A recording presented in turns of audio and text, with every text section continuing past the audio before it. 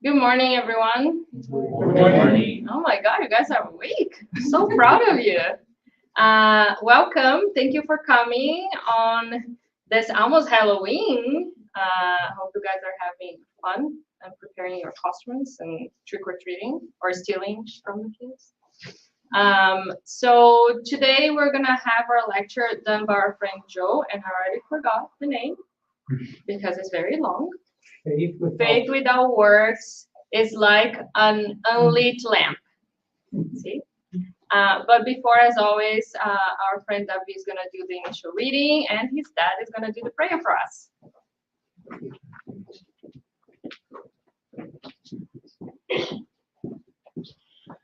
Contain your impulses, which arise from uncontrolled instincts, and act under the command of reason.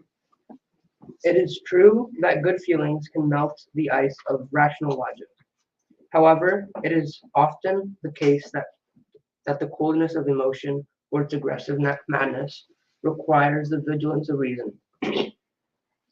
Head and heart must act together, providing the advantages of balance and measure to create a healthy life.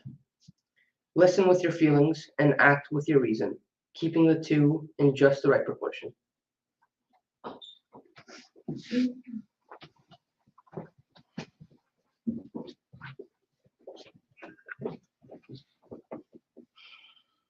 Let's close our eyes, elevate our thoughts, open our hearts. Dear Jesus, be with us. Dear God, open our hearts, help Joe on the lecture, and help us to capture all the benefits of it, and support us to put this in practice. Amen.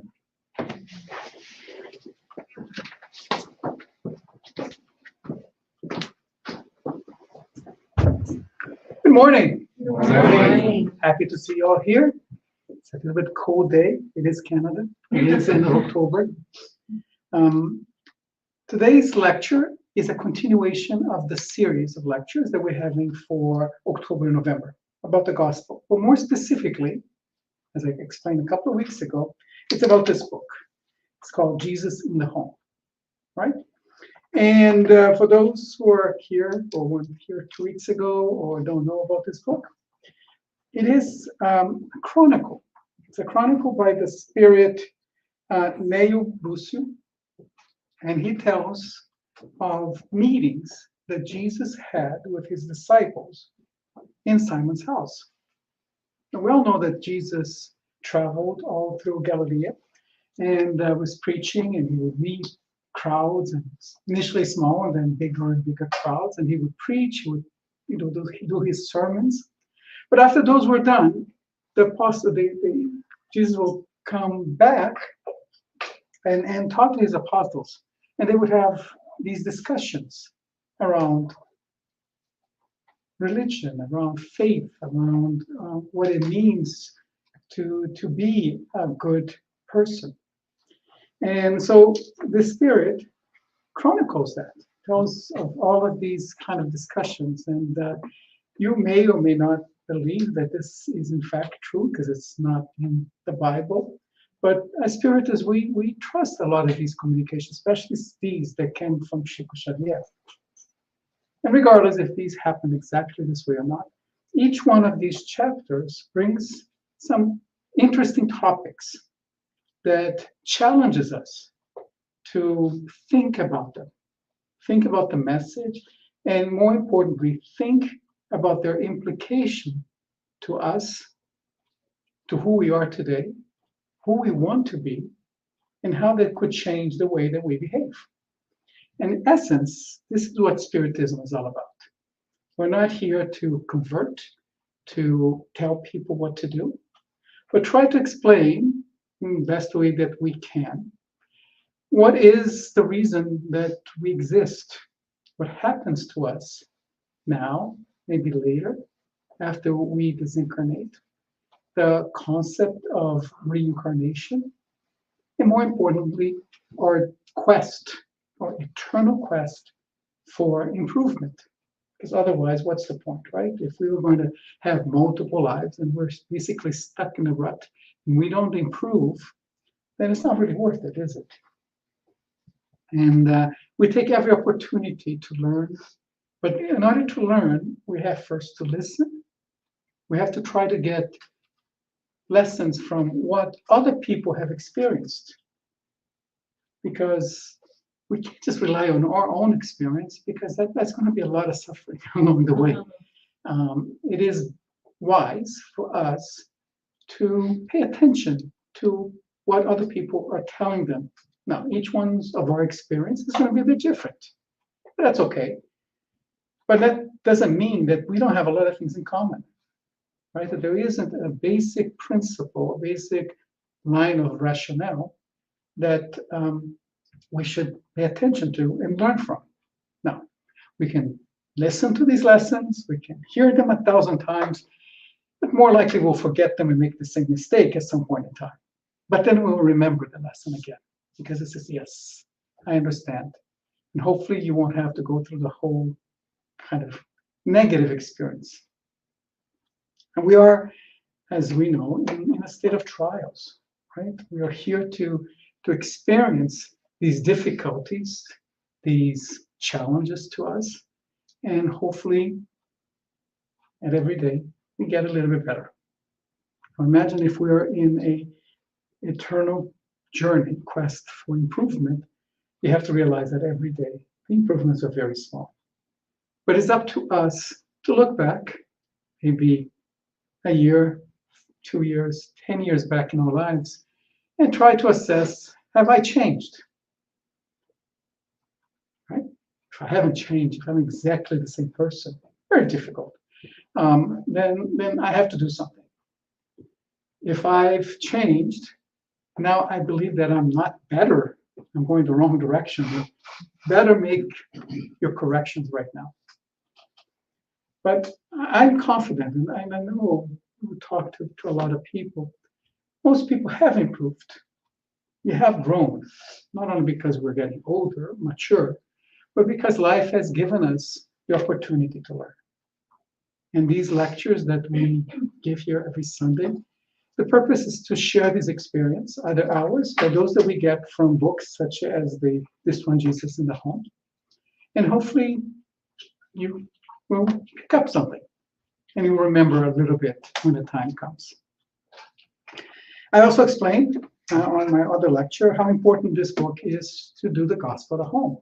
It's a very good book. I mean, you don't have to use any particular book. We are not into, telling you exactly how to practice your faith.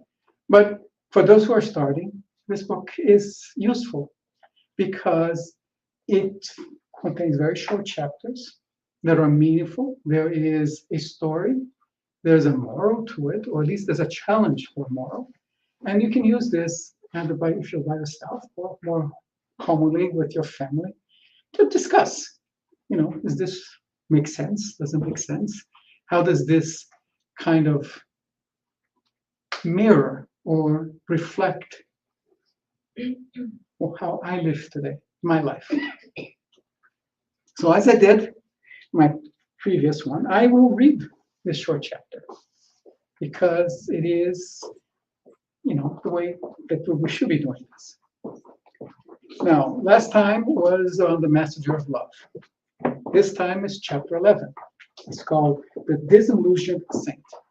And I was joking with people and Isabella, and she came to me, Joe, don't call your lecture The Disillusioned Saint. Nobody will come to a lecture that's called about the disillusioned saint.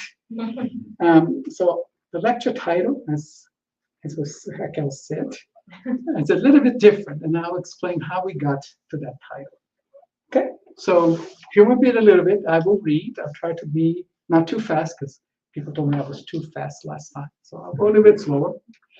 And just imagine that you're at home and you're reading this passage and you're trying to think about it. So really reflect what the words are telling you and why Jesus is telling these stories to his apostles, right?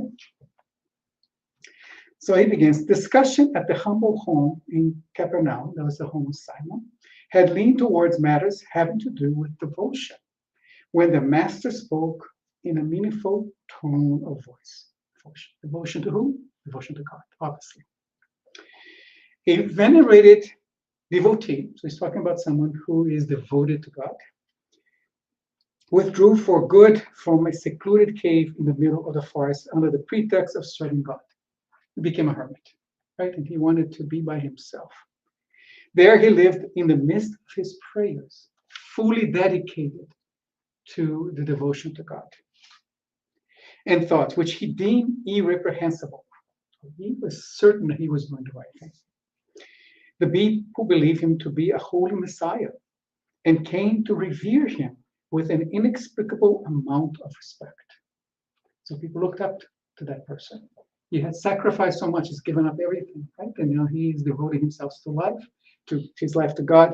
So he must be a holy person. If someone wanted to involve himself in any type of business, he was quick to ask the devotee's opinion on the matter. Okay, so here we start to see a little bit of what we will hear more, is that he became kind of like an oracle, right? Like the messenger of the right thing to do. He was there to tell people what to do.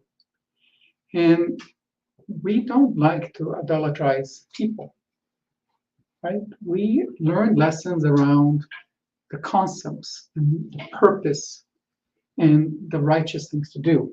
So we shouldn't be taking any one of us to that kind of pedestal that is going to happen here. Obsessed with such consideration, the believer, who had stagnated in effortless worship, believed that everyone should do as he was doing, with a respectable excuse of getting to heaven. So what do you start to see there? If we start to revere and elevate a person's to this type of status, it's inevitable that their ego will kick in. They will find themselves the only one with the correct answers, the only one that has the solution, right? It becomes all about themselves. And this is now Jesus coming back, if an active and trusting person asked him what he thought about a certain business plan, he would reply angrily, "That would be wrong. Get rid of the thirst for profit that boils in your veins. It is nothing but sinful ambition. Come and pray and forget about greed. Let go of all material things and come to me." Doesn't sound wrong from a kind of a spiritual point of view, but we'll come back to that. If this or that young person came to ask for his thoughts on marriage, he would rant all upset. That's nonsense. The flesh is overpowering. Your spirit is overpowering your spirit. Marriage is lechery. Come and pray. Destroy your sin. So obviously, he was thinking of the lust, carnal desire from one person on another. That's bad. We shouldn't have that, right? We should be pure. We should pray and elevate ourselves all the time. When someone came to ask for his advice about a certain high-ranking position in the public administration, he would exclaim with great compassion, "That would spell disaster. Rid yourself of the passion for power. It is pure vanity and pride. Come and pray. Overcome such evil thoughts." When a good-intentioned person came to ask for his opinion about planning a party for some friends, he would object angrily, and that would be a calamity. The joy of the people is chaos. It lacks order. Come and pray. Keep yourself had from such a temptation. Pleasures are fun. Can't have that. And so, in light of the immense authority that the saint enjoyed, and who made him a saint? Was it God? No, it was the people and himself. His consultants will become inconsolably sad and will begin to spend their free time alone with an utterly paralyzed soul. So they will mirror him. They will try to be like him because he became this image of righteousness. But time, which changes all things, brought death to the lazy worshipper's physical body. He discarnated. All of his followers were sure that he had been carried off to heaven, and he himself had believed that from the grave he would go straight to paradise. But to his utter horror, he was led by the forces of darkness to the terrible purgatory of murderers. Sobbing desperately in light of this unexpected affliction, he asked why. Why has his spirit been sent to such a frightful and hellish whirlpool? He was told that even though he had not actually been a common murderer while on earth, he never killed anybody, he was regarded as a murderer of what? Of the courage and hopes of hundreds of his fellow humans. Jesus fell silent, but John, who was very touched by the story, considered, Master, I would never have thought that excessive devotion could lead someone to such great misfortune. But Christ responded impassively. Let us plant belief and confidence in others, understanding, however, that each person has the path that is proper for them. Faith without works is an unlit lamp. That's the title of the lecture today. We must never forget that an act of discouraging others in the blessed adventures of the good is one of the greatest sins before the Almighty and compassionate Lord. So see, very short reading. You can do this with your family. And let's start to reflect upon the story. And why is Jesus telling us this? Well, the first thing that came to my mind when I read this, preparing for the lecture, was the story of Nosso Lar with André Luiz. Here is a doctor who spent his life helping others, right? His patients liked him. He had a good family. He was a good father, good husband. All kind of points of view, he was a good person. And he would expect that upon discarnating, that he would have the rewards of having been this good person. And what happens when he discarnates and he wakes up? Where is he? He is in the umbral. And who's with him in the umbral? What is the group of people that were there? Now, let me first explain for those who may not be familiar with Spiritism. Umbral is a description of the place that you're taken to once you discarnate. It's not a physical place. It's not the same place for everyone. The umbral is our own spirit creating this sense or this place that reflects our thoughts, our feelings, our mistakes that we've made. I want to call them sins or errors that we made during our lives. And is a place that exists there not to punish us, but to remind us that somehow we have failed in some aspects in the mission of our past life. Right? And then there is our spirit, not anybody else, is not God, who's creating this. We're creating this to, in some ways, kind of remind us that it wasn't supposed to be this way. Now, why was André Luiz with the other suicides? Well, first of all, each one was vibrating, creating their own little part of the umbral, mentalizing it, creating this. And they all vibrate in a similar fashion. Many suicides are caused by different emotions, very strong emotions. It could be depression. It could be shame, right? It could be fear.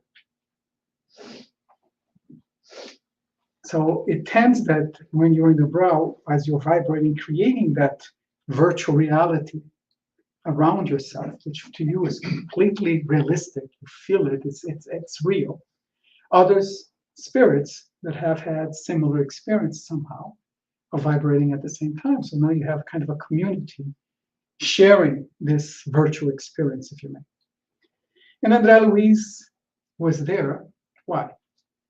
Why was he a suicide? Well, he had a cancer. Apparently, I guess that's what we understand. But that cancer was caused by some of the choices he made when he was alive.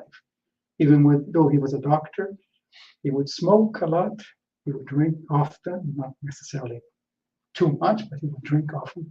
And he never really took care of his body. Right? And eventually this led to his disease and to his discarnation. So in some ways, being a doctor, in some aspects, he was held to a higher standard. Right? He should have been the example. He should have been there to teach others because he had learned. He knew about what is good and what's not good for your health, but he just, like many of us, failed. Right? The pleasures of what he got out of smoking, the drink, in fact, he didn't exercise. That was also excuses. It just kind of not only did it destroy his body, affected his body, but then again, he was not being that good example to others. And when he discarnates, the spirit knows that, yeah, God, missed that one, should have done better, right? And then he was there, and then you can read the book or watch the movie, eventually is kind of moved out of that state into a state where he can now start to plan his next steps in his journey. So you see that it's not that there's a disbalance, that it's all in or all out. He did a lot of good things. And these good things allowed him to get out of that state of guilt, really, because that is our spirit feeling guilty for the actions we took or failed to take while we're alive. But all of the good things you do helps you have the strength and the stability, the spiritual stability, to eventually move out of that state faster. Right? We don't know what the equation is. We probably will, we're not even close to ever understanding that. But to understand that you're not going to be punishing yourself for one mistake you made and that's going to last forever. That's not the belief. The belief is that you have to kind of do a balance of your life. And that moment, that period in the umbral provides you the first settlement of accounts, if you may, for what your past life resulted in. So this, quote, saint is unaware of any of this, right? Obviously, this is the time of Jesus. This fellow probably was a Jew, right? Because that was a lot of the stories he would tell about fellow Jewish people. Could have been others. Remember, the time that Jesus came to us was a period of great transformation from a religious perspective. There were prophets, there were teachers, there were a lot of people going around preaching new ideas, new religions.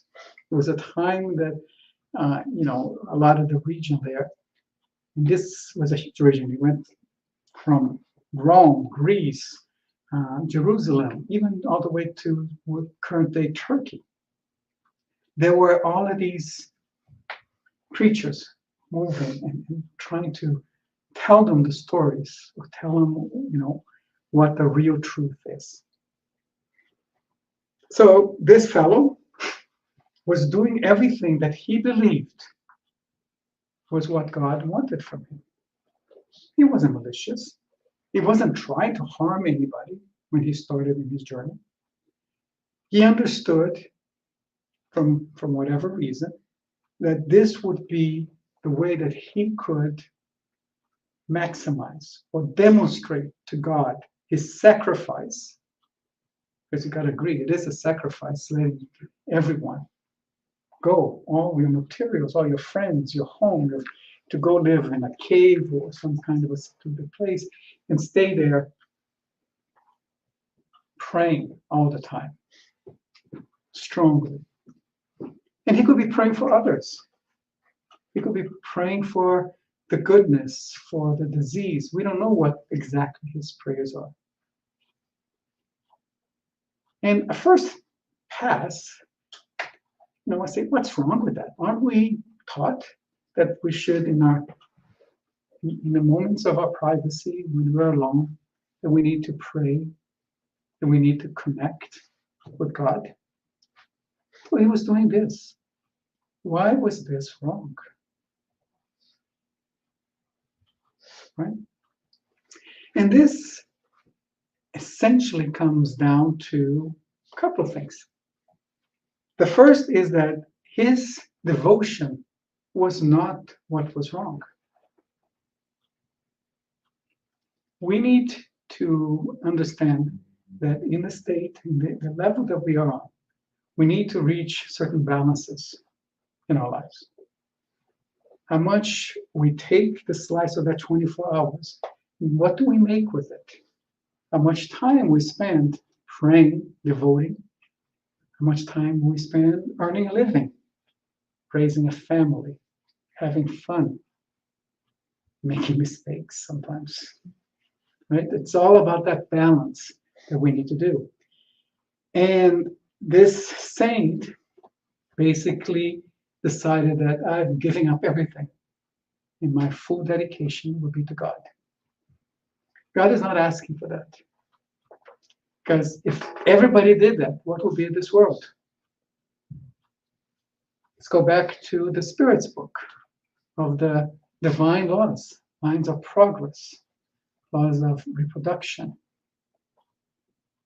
right? Laws of society. Whereas he is doing okay in loving God, he is basically turning his back to all of the other laws, all of the other reasons he was meant to be in this earth. But that's not where it stops. It gets worse. Because not only is he failing on his mission, he is now using his popularity. He becomes famous somehow.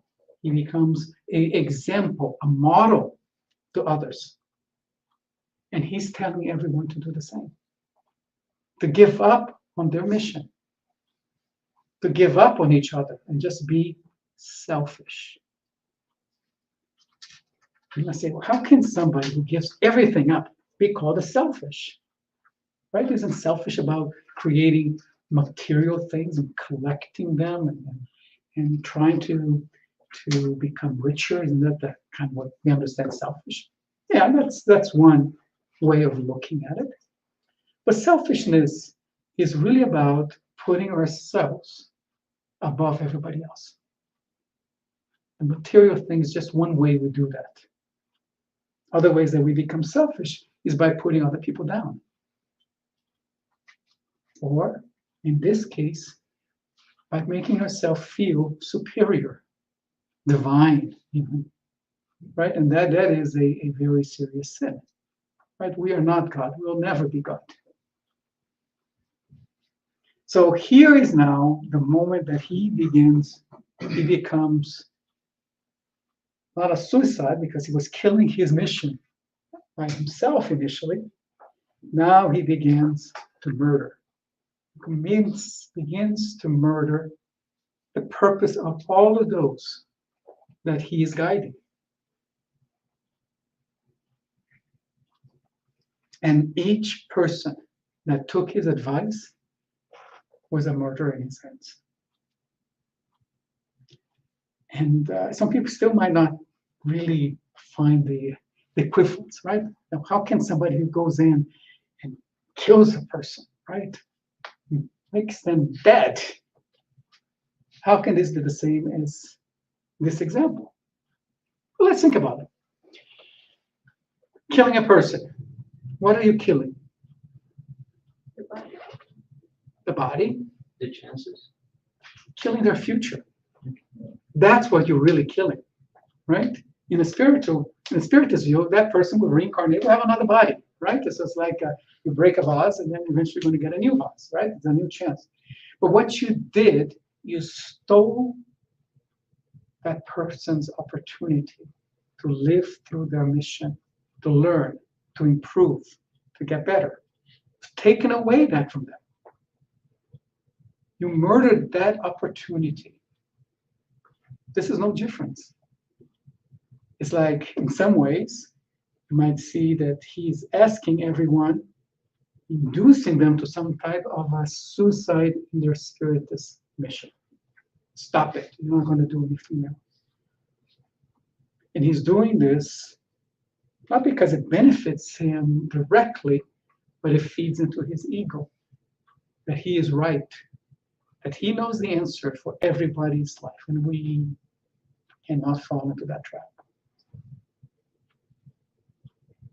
It also reminds us of the importance that we have as mentors or guides.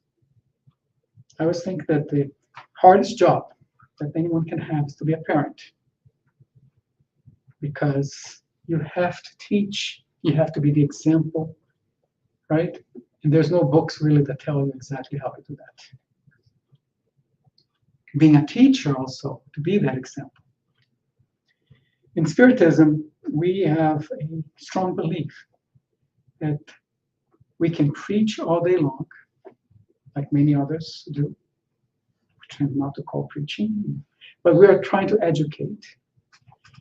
But these words I'm saying, would sound hollow if I am not living that life, if I'm not practicing what I'm asking others to do. It doesn't mean that I'm going to be perfect at it, far from it, and neither will you.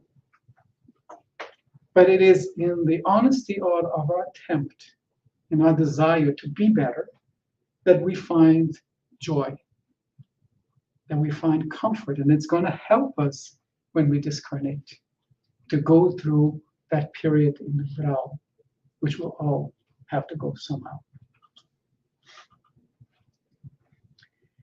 So, faith without works. So this saint had a lot of faith. I don't want to say he had too much faith. He had a lot of faith, but he let that faith misguide him.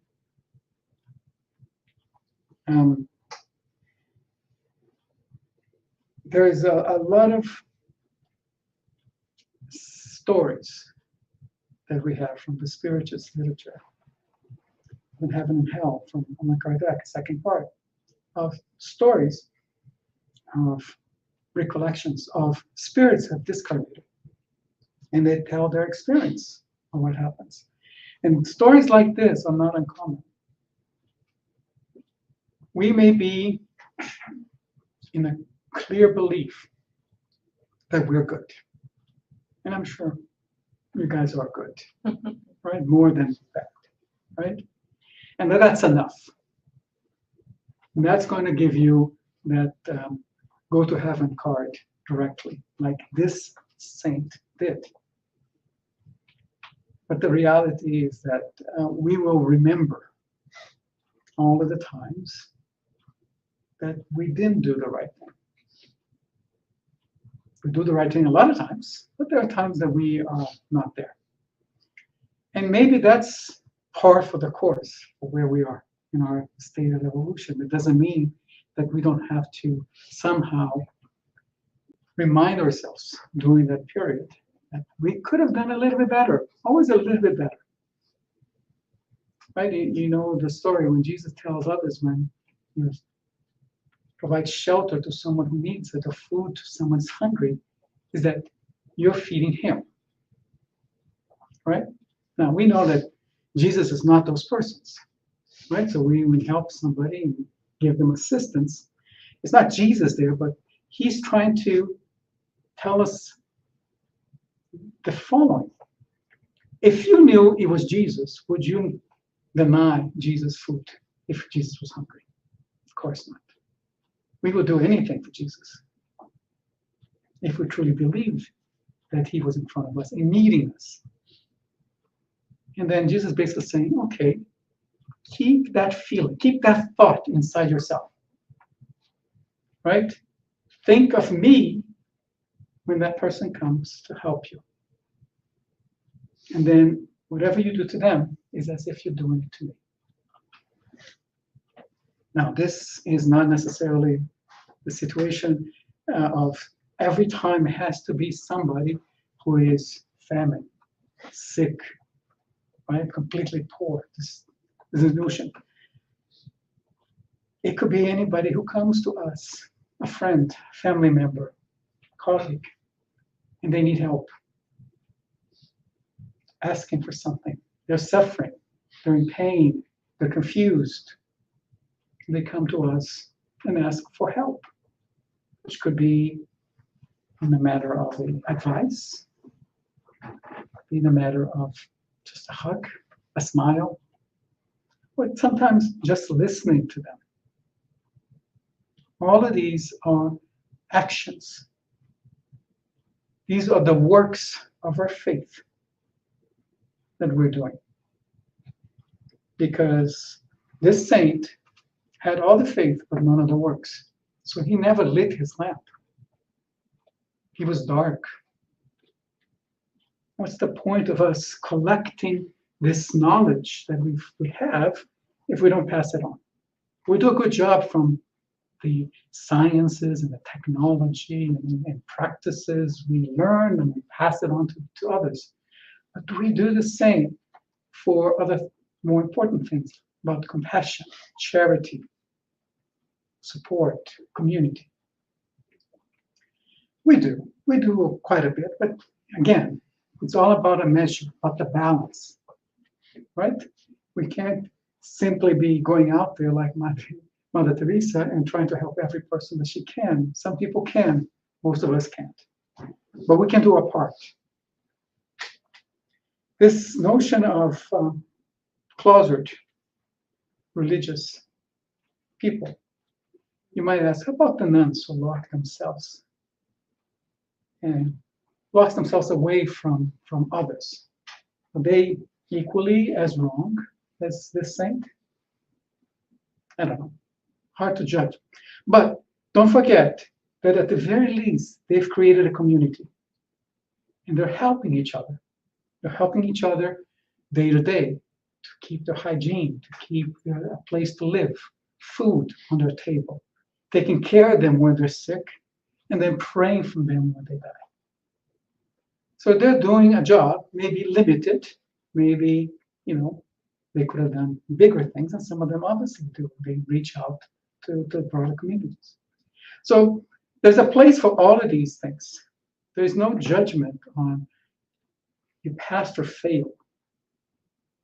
Because if we look at this, we'll all fail because we're not perfect. We're not meant to be perfect at this point.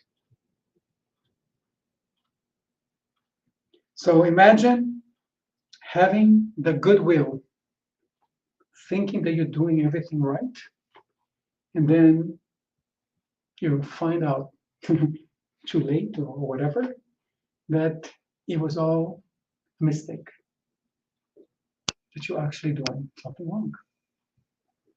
The sad reality is that most people who do evil have rationalized that they're not evil. They have rationalized that what you're doing is the right thing, either to protect their family, protect their property, get revenge on people who have harmed them in the first place. I didn't start, they did. So why can it be wrong, that I need to collect my debts? We're very good at that.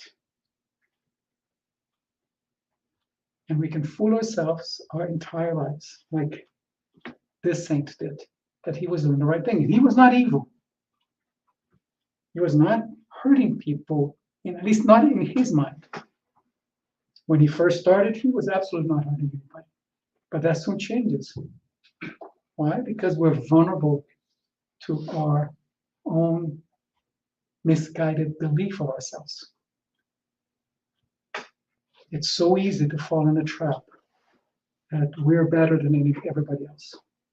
Or at least the people that I think I'm better. And I can tell them that the way for you to get better, be like me. Selfish? Yes. The main philosophy of Spiritism is that without charity, there is no salvation. How many times have you heard that, right? And what is charity? Very simple definition. Charity is love in action. So love is like the passion, it's like the faith. I love people, I love, but I do nothing for them. Right? What's the point of this love? If I don't express it, if I don't make it somehow useful for those who I love.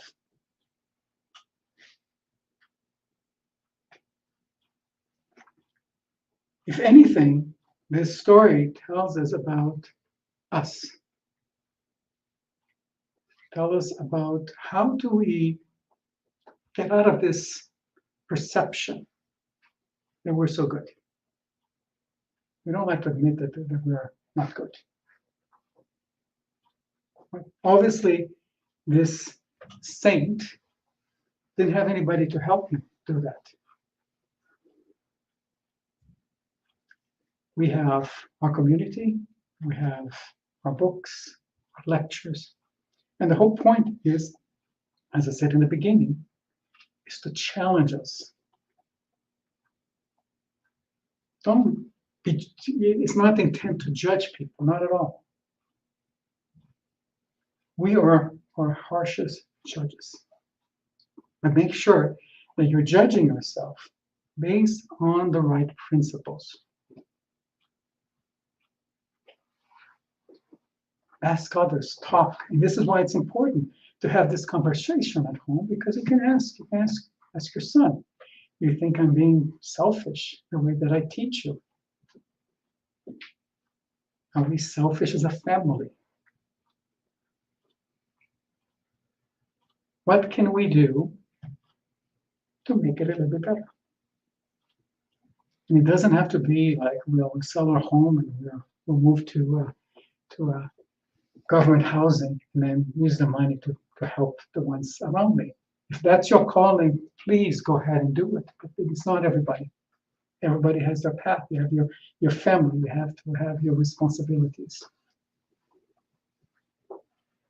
So some of the examples that Jesus gave are very interesting, right? So the very first one is around, what was the first one? The business case, right? To make money. And he had given, the saint had given all of his money away, all his properties. So obviously he understood that money was evil. But Jesus explained to us that there's a point.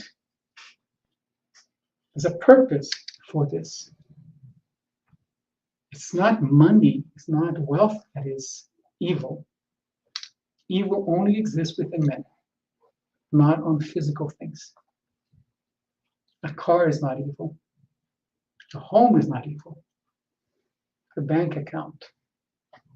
It is what you do with those properties that has been lent to you during your life here that makes a difference if you're using it to be evil or not, using it to help others or not.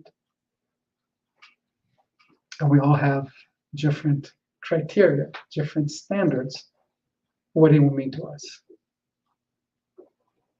It's important to have this kind of conversations because there is no single answer. For every person, the answer might be a little bit different or very different. And we have to respect that. We have to respect this as a spiritist community, respect this as a family. But let's not stop challenging, questioning ourselves. Not to make our life miserable, but to make our life better. The other thing he also example that Jesus gave was around marriage. Where would it be if people don't get married, don't have a family, don't have children, educate the children? Wouldn't be really progressing, would it? And again, Go back to the Spirit's book, the divine laws of society. Why do we need society? If you notice, each one of these examples of people who had gone to him were actually examples of the divine's law that he was asking his followers to ignore. Not necessarily break it, but ignore. Don't pay heed to it. Even the fun, to party. Do we need joy in our lives? We do. It is the joys, these moments that we have, that brings us together. To put aside a little bit our problems, our pains, our suffering, and just connect with each other in a happy moment. So why is that bad? Well, again, it's bad if that's all you do every moment of your life. If all you're doing is having parties and not doing anything else. Excuse me. That can't be a good thing. Now, how do we find this balance? Well, I have no answer. Because everyone is going to be different. Right? Everybody has their own trials, own tribulations that they have to deal with. Family, their own mental health, professional, right? So nobody's, not just me, nobody's in a position to tell you what to do. Don't go look for a guru like this, like the others did, and have them ask for a question, an answer. That's why, Jesus did not like people who go to oracles, soothsayers, card readers to tell me what's going to happen. They can't. It's all about you, about creating the self-esteem that you're here with a clear purpose that you may not fully understand. And the more you find out about yourselves and what you do, and more importantly, what you have done or not done, it could have been better. That's what's going to help you figure out how to improve that every day. So, the disillusioned saint. We don't want to be a disillusioned saint. We don't want to be a saint, and we don't want to be disillusioned. The saint is the easier part of the two. Disillusion, I think we will all have a bit of a surprise when we discarnate about kind of reflection in our lives, right? What we did wrong. But that just, it is what it is, right? And I hope that you all can take a little bit from this story and find out how you can avoid being disillusioned as much as possible. Thank you very much. Questions, comments, concerns, fears? Many concerns. We have a question from the internet. Yes, please. It's from David, and he asks, could someone dying via murder also be part of one's journey? Something they have done to learn, or even something that their loved ones need to learn? Well, David, thank you for joining us this morning. We don't know, right? Everything is a possibility. We don't know if any events in our lives were predestined. And we try to explain that because we have free will, we can't be 100% predestined of anything. Right? So maybe that spirit who was the victim had done enough harm in previous lives that he was bound to have some kind of a violent death in his current life, right? Does that mean that he had to be necessarily killed under the circumstances that they were killed? Is the person killing them, is revenging them from previous acts in the past? Was the murderer, did they have the chance of at the last minute deciding not to kill? All of these are possibilities. We can't say every case will be different. right? But each one of those individuals, the victim and the murderer, will have to provide an accounting of their actions once they discarnate. Maybe the victim will thank the murderer later on. Maybe the victim will become an obsessor of the murderer later on.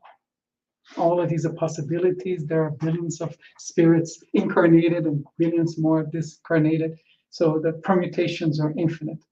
So I'm sorry, David, but I don't have a clear answer, yes or no, except that possibly. Joe, I liked what you said and made me think about what you said when that descent has nothing to go for. And we do have books, we do have, so when you are in the top of the house, that you do not look for something else to learn, to grow, to realize that you're wrong, and to adjust course. It's so difficult, right? It's like and the higher you think that you are, the more difficult gonna be for you to realize that you are can also be wrong. And being wrong actually is a blessing. Because when you realize, the realization is the important part. When you realize that you're wrong, you have higher chance to be right later. Yes. Right? But you have to realize that you're wrong. And when you're on top of the house that you don't think that you're wrong,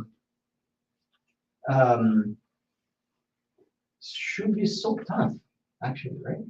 And this is why we get these stories of discarnated spirits either surprised or kind of accepting the state that they find themselves in once they discarnate.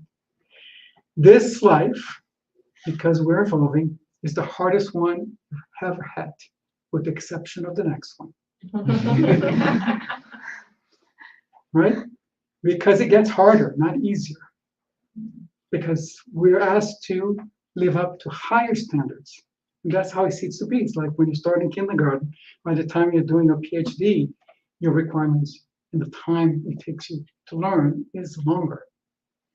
But we shouldn't be discouraged, right? Because we are where we're supposed to be, right? We are at the moment, and the fact that you're here, spending an hour of this sunny Sunday morning with us, eager to listen for the lessons that has been passed to us, it's a good sign that at least you're trying. And that's all we can ask. Yeah, like I just wanted to add to like what you're saying. I was thinking about like in a similar way, and it actually like reminds me of like some things that I've heard through life from different people. But like, what's the thing about like being wrong? It is actually like committing mistakes is natural, but understanding your mistakes, reflecting upon them, and admitting that you're wrong, that's what makes you grow, right? And that's the hardest part, because that's our ego fighting against us, trying to tell us, no, you can't be wrong. Like, you're the father, you're the mother, or like, you have the responsibility for this child, or like whatever you're facing in your life, right? It's like you can't be wrong. Like it's always your ego like fighting against that, against like you actually like going down that step and actually saying, no, I was wrong, I committed a mistake. And only because I admit this, I have the opportunity to do better next time. So like I think that's the path. And I've been realizing that in the last few years. And yeah, like what you said just brought me back to that. So thanks. Yeah. There's no shortage, right? No, I honestly, I love to be wrong, because then I have higher chance to be right later. As long as you recognize that you were wrong. Yes. That's the real point, because this saint was discarnated, can't believe that he was wrong. That's why he's disillusioned, right? Because, man, I did everything right. 100%. I am a saint, right? I feel that I'm a saint because I've done things that other people were not willing to do for God. So I- why? Why am I being punished? Yeah, I do have a saying at home. Or you want to be right, or you want to win. And sometimes when you want to win, you don't give the chance to be wrong and to be right. Right? So you have to pick up one. And I tend to try to be right. That's very good. It's a good point. And my last thought is don't be too hard on yourself. Right? Because we are hard with ourselves, right? But don't let these things be kind of put under the rug, right? And then forget about them because you will remember every single one of them. Sorry to tell you that. Well, thank you everyone who was listening. Thank you, David, for the question again. Thank you. Thank you guys for joining us online. I hope you guys have a blessed week ahead, and we're gonna get started for the classes.